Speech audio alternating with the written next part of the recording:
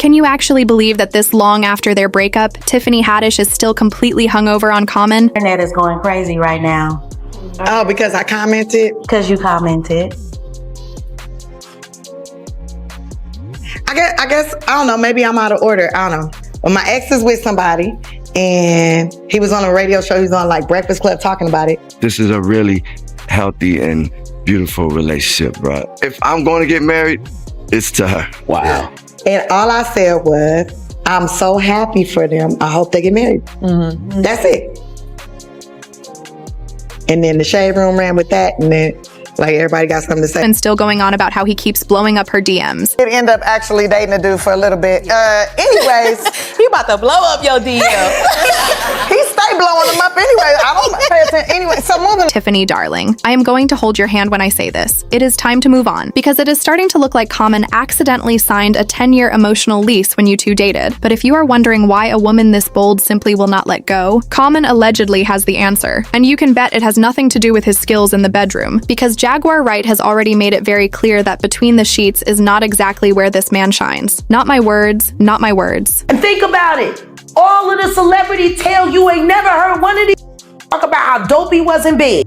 Because Jaguar went even further, saying that Common and John Legend need to stop performing and just admit what is really going on between them, claiming both men would rather spend time with each other than with any of the women in their lives, and that they are essentially just waiting for Chrissy Teigen to go one step too far with the cosmetic work before they finally move in together and start making musicals. Jaguar also said she wishes people knew the real truth about Common, that he does not actually love black women, that he uses them socially and clout chases at their expense, which would make Tiffany just another pawn on his chessboard. And now he is out here making her look completely unhinged. Behind the scenes, Common has allegedly been saying that Tiffany's obsession has gotten out of hand, that she will not leave him alone, and that he is convinced she is a weirdo fixated on a relationship that ended years ago. Apparently, when he started dating Tiffany, he thought he was getting a cute low-key Hollywood romance, and instead he became a permanent character in her stand-up set for the next decade, and he is reportedly done with it. Now for some background, Tiffany and Common met on the set of the 2019 film The Kitchen, and by all accounts, they appeared genuinely happy together. Tiffany even called it the best relationship she had ever had. But just as she was expecting a proposal, Common quietly exited, blaming busy schedules and calling the split mutual. A month later, Tiffany told Jason Lee she was completely blindsided by that framing. She said she was happy that Common was the one who felt the relationship had run its course, that he had already started cutting her out of milestone events she should have been attending as his girlfriend, and that he eventually just called her on the phone and ended it. He might be the type of person that never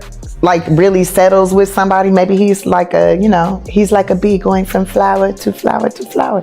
I don't know. I wish him nothing but joy and happiness. And even though Common tried to wrap it in gentle language, Tiffany made it very clear the decision was not mutual. In her own words, it wasn't mutual. It was more him saying, I think this relationship has run its course. And I was like, okay, like you gonna be a 50-year-old single man, okay. And then she added, I'm a pretty positive person and I'm here to have an experience I would love to have a partner to experience it with, but also I guess I've been alone for so long and so used to being abandoned I expected, which is sad, right? And ever since that phone call, Tiffany has been talking about Common nonstop, even throwing shade at Jennifer Hudson the moment she started dating him. Girl, he never gave me no damn earrings. He probably gave those to Jenny. The obsession has been genuinely intense, and insiders say Common has been telling people privately that Tiffany refuses to leave him alone and may have some real mental health challenges going on. And honestly, even I have to admit that some of the things Tiffany has done and said over the years are deeply bizarre. Like who on earth calls themselves a penisologist and casually collects photos of men's genitalia on first dates? I was younger, anytime I would go on a date, I would ask a guy if I could see his penis. Right. And then I would pull out my disposable camera and I'll ask him, can I take a picture of your penis? I'm like, I don't want your face or anything. I just want to remember your penis. And they be holding it in their hand, and then from their hands you can see like dirty nails. And then there is the video that made rounds of Tiffany at the VMAs absolutely screaming Shakira's name and chasing after her across the venue. And people watching that said she had completely lost the plot and was almost certainly on something serious. Shakira!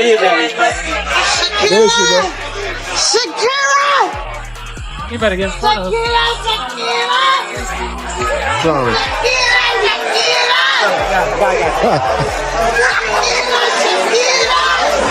She ain't stopping for you. Shakira, you gotta turn around, baby.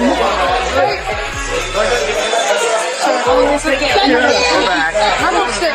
and the way Shakira just ignored every single scream for me. But beyond that, there is also the lawsuit. Tiffany and Aries Spears were sued by siblings using the pseudonyms John and Jane Doe, who claimed their mother had been friends with Tiffany for most of their lives, and that back in 2013, a then 14-year-old Jane and a then 7-year-old John were used by Tiffany in deeply inappropriate skits she filmed. Apparently, Tiffany told their mother she was taking the children to auditions, when in reality she was filming content with them that was highly inappropriate. Jane Doe alleged Tiffany persuaded her to film a suggestive video for the skit when she was just 14 years old, and John Doe claimed Tiffany and Aries took advantage of him when he was 7 years old during the filming of a Funny or Die video. And this is someone who was also accused of pushing an undocumented young woman into the adult film industry, physically assaulting her, and then attempting to get her deported by reporting her to immigration enforcement. And Tiffany was the one casually giving out those details herself. I ended up like because he had her like stripping and doing porn. So I ended up taking her from him, and basically I became her agent and had her doing porn and That's a beautiful way to say it. And she was getting more money or whatever. I was like, so I ended up getting kind of involved in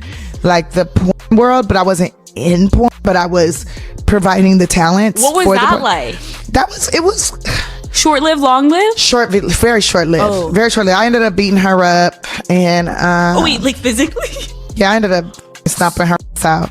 What was that? And I called immigrations on her and tried to get her deported. Stop! And she was just out here saying all of that herself, which is giving something truly alarming. And let us not forget the compulsive lying allegations. In her biography, The Last Black Unicorn, she paints her unnamed ex-husband as a stalker and the possible reason for the death of their unborn baby. But William Stewart, the only person she has ever been married to, making him easily identifiable despite never being named, filed a lawsuit against her, claiming the book was full of lies, and that the book said he was to blame for the death of their unborn baby, but he fired back, claiming they lost the child because Tiffany went to the doctor to have it terminated. And in that same book, Tiffany revealed she got revenge on a cheating ex by pretending she wanted to reconcile, went to his house, returned his Air Jordans, with a surprise inside, because she had defecated in both shoes, and then had the private tape he had filmed sliced up and sent to his family members. Now imagine being Common, dating someone with this entire history, and then years after ending it, having your name come up in every single interview and stand-up set. It is giving obsession. But then again, and on the other hand, I cannot entirely blame Tiffany, because Common himself is the common denominator in a decades-long trail of heartbreak across Hollywood. He had a daughter with Kim Jones and split when the child was barely a year old. From 2000 to 2002, he was with Erykah Badu. In 2005, he dated Taraji P. Henson. Then came Serena Williams, then Angela Rye. And there have been others including Ava DuVernay, Jaguar Wright, and even Chadwick Boseman's widow Simone. And those are just the famous ones. And every single time he exits after a maximum of 2 years, he speaks in a gentle poetic whisper, writes about love in memoirs, wears cozy turtlenecks, and calls every single ex a queen and an incredible human being on every podcast he can find, making heartbreak look like a spiritual retreat. Most of his exes are too protective of their public image to spill anything real, so they smile, say he is a good man, and keep moving. But then there is Tiffany Haddish with absolutely zero filter, and because the other women have generally said kind things, Tiffany ends up looking desperate and obsessed. But is she actually obsessed? Or is she the only one willing to say out loud that Common tried to hand her a polished PR breakup when she knew exactly what really happened? Let me know what you think in the comments below.